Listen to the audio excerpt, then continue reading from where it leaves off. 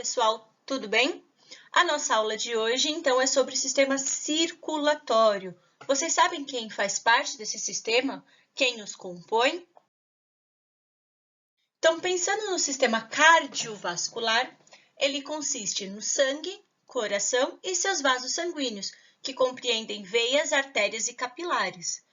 Esse sistema, então, ele é responsável pelo transporte de nutrientes e oxigênio para diversas partes do corpo e também a defesa do organismo e a regulação térmica.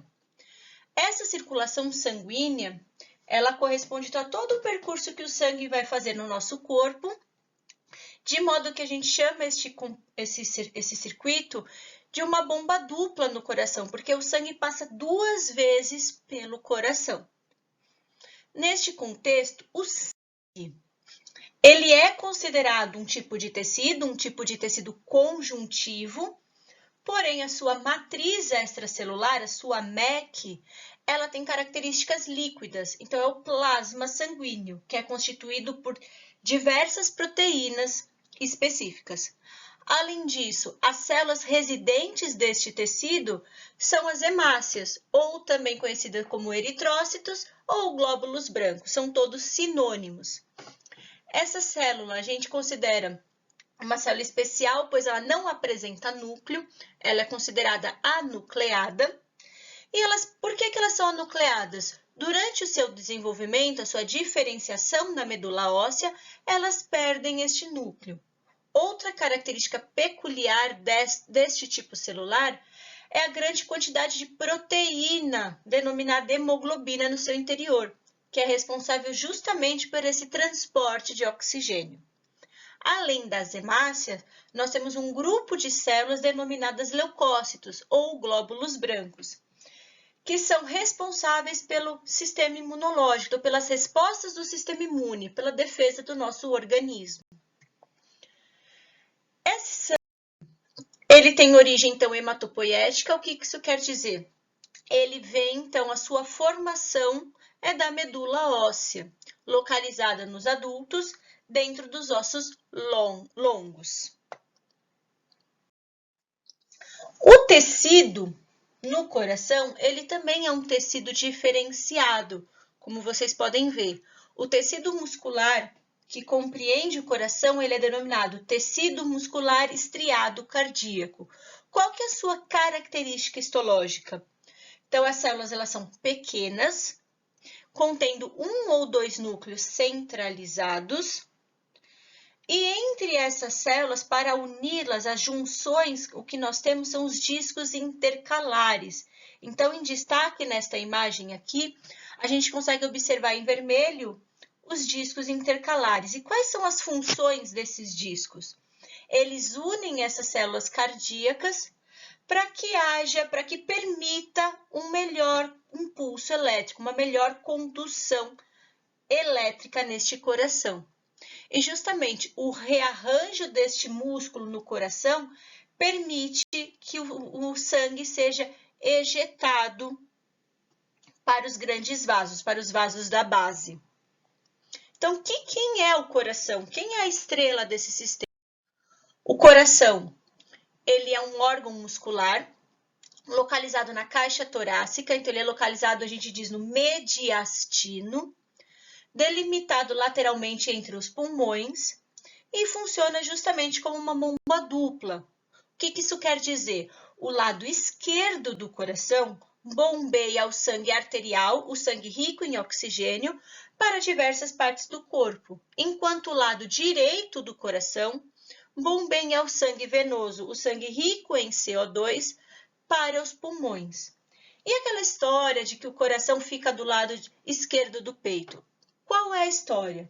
O coração ele está no centro da sua caixa torácica, no mediastino, onde a sua base está no centro e a pontinha, o ápice, voltado para a esquerda. Por isso que dizem que o coração está do lado esquerdo, mas na verdade, a parte que está do lado esquerdo é apenas o ápice do coração. Pensando então no mediastino, é essa região da caixa torácica, o centro da caixa torácica, onde está localizado o coração. Então, a gente consegue observar suas delimitações num exame de radiografia, como a gente pode ver aqui, onde o coração foi destacado para mostrar a sua localização entre os pulmões. Além disso, as estruturas que compõem o coração são muito importantes para suas funções. Então, este coração, além do músculo cardíaco, ele tem membranas, tecidos que o revestem, o protegem e o nutrem. Nesse contexto, a camada externa do coração, ela é revestida por um tecido que nós chamamos de pericárdio, ou saco pericárdico, membrana pericárdica. O que é isso? É uma membrana que reveste o exterior do coração, para caracterizar uma proteção a este órgão. A camada interna de revestimento, ela é denominada endocárdio, é a membrana que reveste o interior do coração. E entre essas duas membranas, entre esses dois tecidos, existe o miocárdio, que é o músculo. É o músculo, então, responsável pelas contrações do coração. Histologicamente falando, então essa camada do pericárdio é uma lâmina, é um tecido conjuntivo que inclui, para ter o suporte à nutrição deste tecido, é rico em vasos sanguíneos, capilares linfáticos e fibras nervosas. Então tem a função de atuar como uma camada externa lubrificante do coração. O músculo em si, o miocárdio, então, ele é um tecido muscular estriado cardíaco que proporciona as contrações musculares para poder ejetar o sangue nas suas câmaras cardíacas. E o endocárdio é um tecido, então, endotelial de revestimento da camada interna do coração e serve como proteção dessas câmaras e das válvulas cardíacas. Anatomicamente falando, esse coração, então, ele é dividido em 4 câmaras. E quais são elas? Nós temos o átrio direito, que ele vai receber esse sangue venoso, esse sangue rico em CO2 da circulação sistêmica, através das veias cavas, tanto a superior como a inferior. Em seguida, este sangue ele vai passar pela veia do átrio direito para o ventrículo direito, que vai bombear este sangue para os pulmões, através da artéria pulmonar. Lá nos pulmões, esse sangue vai sofrer a troca gasosa, o processo denominado hematose. E agora esse sangue, que antes era rico em CO2, que era um sangue venoso, ele se transforma, ele vira um sangue arterial, um sangue rico em oxigênio, e retorna para o coração através das veias pulmonares. Para que estrutura? Para o átrio esquerdo. Então, ele vai receber, essa câmara recebe o sangue oxigenado através das veias pulmonares. Em seguida, passa para o ventrículo esquerdo, que em seguida vai bombear este sangue oxigenado para o corpo todo através da artéria aorta. Então, pensando neste sistema, o nosso coração bate até 100 mil vezes por dia. Se a gente for pensar isso em ano, 35 milhões de vezes por ano e mais de 2,5 bilhões de vezes durante toda a nossa vida. Então, ele trabalha bastante pensando assim.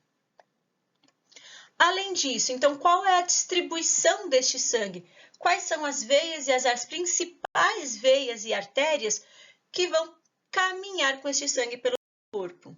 Então, neste contexto, nós vamos focar nas principais veias e artérias do sistema circulatório. Pensando na nutrição do coração, no suprimento sanguíneo para o coração, nós temos as artérias e as veias coronárias. Tem a função, então, de nutrir o coração. As principais em destaque são a artéria coronária direita, a artéria coronária esquerda, o ramo circunflexo, o ramo marginal direito e o ramo interventricular posterior. Já no contexto das veias, a veia cardíaca anterior, a veia cardíaca magna, a veia, neste contexto também o saco coronário. Essas são as principais. Existem outras? Existem inúmeras veias e artérias coronarianas, só que num destaque as principais. No contexto, então, das artérias, as artérias, então, são vasos desse sistema circulatório que partem do coração e transportam o sangue rico em oxigênio para as demais partes do corpo. Neste contexto, a artéria ela é mais espessa, ela tem uma forma de tecido muscular elástico que suporta a pressão sanguínea. Essas artérias se ramificam pelo corpo e, à medida que vão chegando perto das nossas extremidades, elas vão ficando mais finas, formando as arteríolas, que se ramificam mais ainda, originando os capilares. Ela é composta, então, na sua camada interior, por uma túnica íntima de tecido endotelial, o seu exterior, uma túnica adventícia, que é rica em fibras de colágeno, e entre essas duas camadas, uma camada muscular, que é a túnica média. Em destaque, podemos ver as principais artérias do nosso corpo. Então, a gente tem a artéria coronária, que irriga o coração, a artéria carótida, que irriga o pescoço e a cabeça, a artéria subclávia, que irriga os membros superiores, a aorta, parte torácica, que irriga essa cavidade torácica, a aorta na parte abdominal, que irriga a cavidade abdominal, e a aorta femoral, que irá irrigar a região genital e a região inguinal e os membros inferiores. Por outro lado, então, se a artéria ela distribui o sangue arterial pelo corpo, as veias agora vão pegar este sangue e retornar para o coração. Então, neste contexto, as paredes das veias são mais finas que as artérias, mas também tem na sua estrutura uma túnica íntima, uma túnica média e uma túnica adventícia. A maior parte dessas veias, então, elas transportam o sangue agora venoso, rico em gás carbônico, para o coração. E as principais veias que nós temos no nosso corpo são constituídas da veia cava superior e inferior, que recebem o sangue venoso do corpo e leva até o coração. A veia cava superior, então, recebe o sangue venoso dos membros superiores, da cabeça, do pescoço e da parede dos órgãos do tórax. A veia cava inferior recebe o sangue dos membros inferiores, da região pélvica e da região abdominal. Já a veia porta recebe o sangue do estômago, do baço, do esôfago, da vesícula biliar, do pâncreas e do intestino.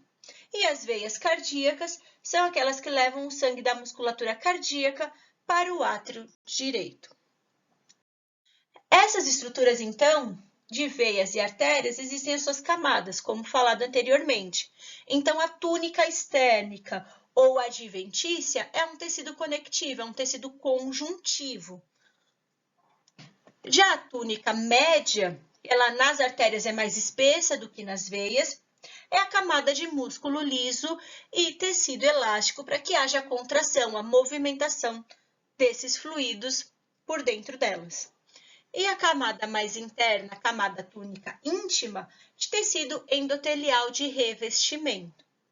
Como dito, à medida que essas artérias, essas veias, elas vão diminuindo para adentrar ao tecido, elas vão formando os capilares. Então, quem são os capilares sanguíneos?